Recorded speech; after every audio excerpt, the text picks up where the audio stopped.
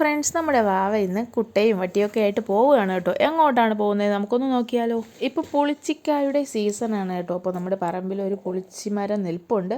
അപ്പോൾ അതിൽ നിന്നും അച്ചാർ വെക്കുന്നതിന് വേണ്ടി കുറച്ച് പറിച്ചെടുക്കുന്നതിന് വേണ്ടിയിട്ടാണ് നമ്മുടെ വാവ പോകുന്നത് കേട്ടോ. കഴിക്കാൻ ഇഷ്ടമല്ലെങ്കിലും പറിക്കാൻ വേണ്ടിയിട്ട് ഭയങ്കര ഇഷ്ടമാണ് കേട്ടോ. നമ്മുടെ കുട്ടീസ് രണ്ടാളും എത്തിയിട്ടുണ്ട്. ഇതാണ് നമ്മുടെ പുളിച്ചിമരം. നമ്മുടെ നാട്ടിൽ ഇതിന് പുളിച്ചിക്ക എന്നാണ് പറയുന്നത് കേട്ടോ. ഇതിന് ഇരുമ്പൻ പുളിയെന്നും ഓർഗാ പുളിയെന്നും ചെമ്മീൻ പുളിയെന്നും ചിലിമ്പിപ്പുളിയെന്നും അങ്ങനെ പലതരത്തിൽ പറയാറുണ്ട് കേട്ടോ. നിങ്ങളുടെ നാട്ടിൽ എന്താണ് പറയുന്നതെന്ന് ജസ്റ്റ് ഒന്ന് കമൻറ്റ് ചെയ്തേക്കണം. ഇത് നമ്മുടെ പറമ്പിലൊക്കെ കാണുമ്പോഴത്തേക്ക് നമുക്ക് അത്രയ്ക്ക് പ്രാധാന്യം തോന്നത്തില്ല.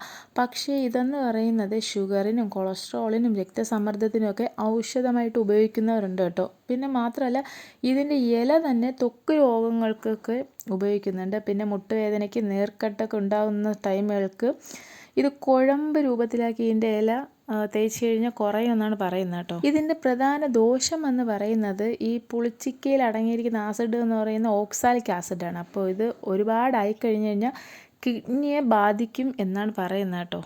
അതുകൊണ്ടിത് ഉപയോഗിക്കാം. പക്ഷേ ഡെയിലി ഇതിങ്ങനെ ഉപയോഗിച്ചുകൊണ്ട് നമുക്കിപ്പോൾ മരുന്നായിട്ടായാലും ഇതിങ്ങനെ പുളിച്ചിക്ക ജ്യൂസുകളായിട്ടായാലും ഇങ്ങനെ ഒരുപാട് ഉപയോഗിച്ചുകൂടാ എന്നാണ് പറയുന്നത് കേട്ടോ. ഇത് വൈനും സ്കോഷും പിന്നെ ജാമൊക്കെ ഉണ്ടാക്കുന്നതിന് വേണ്ടിയിട്ട് ആൾക്കാർ ഉപയോഗിക്കാറുണ്ട്. നമ്മുടെ നാട്ടിൻ പുറത്തുകാർ ഇത് ഉപയോഗിക്കുന്നതെന്ന് വെച്ചാൽ മീനിലിടുന്നതിന് വേണ്ടിയിട്ടും പുളിച്ചിക്ക കറി ഇങ്ങനെയുള്ള ചെറിയ ചെറിയ ആവശ്യങ്ങൾക്ക് വേണ്ടിയിട്ടാണ് കേട്ടോ. ചിലർ വാളൻ പുളിക്ക് ഇൻസ്റ്റൻ്റായിട്ടും ഇത് ഉപയോഗിക്കാറുണ്ട്. നമ്മുടെ കുട്ടീസൊക്കെ എന്തായാലും പറിച്ച് തളർന്ന് പാവിരിക്കുകയാണ് കേട്ടോ. പുളിച്ചിക്കായുടെ സീസൺ ആകുമ്പോഴത്തേക്ക് പുളിച്ചുമരം നിറയെ കായ്ഫലങ്ങൾ കൊണ്ട് നിറഞ്ഞിരിക്കും. ചേച്ചി അനിയത്തിയും കൂടി ഇവിടെ എന്തൊക്കെയോ സംസാരിച്ചുകൊണ്ടിരിക്കുകയാണ് കേട്ടോ.